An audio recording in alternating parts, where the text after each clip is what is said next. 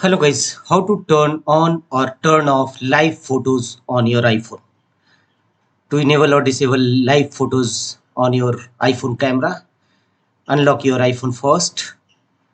Thereafter, tap on camera and here you can see live photos icon from the top right corner, and from here you can enable it or disable it.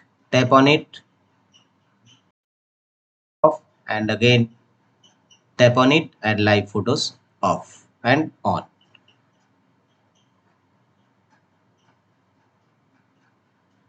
Then how to disable or enable it? Go to settings of your iPhone. Here go to camera settings.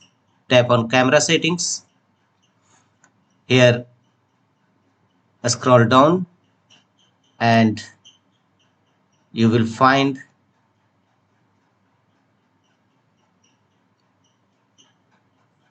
preserve settings. Tap on it and scroll down. Here you will find live photo option.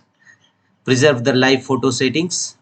Simply turn off and turn on live photos from here on your iPhone.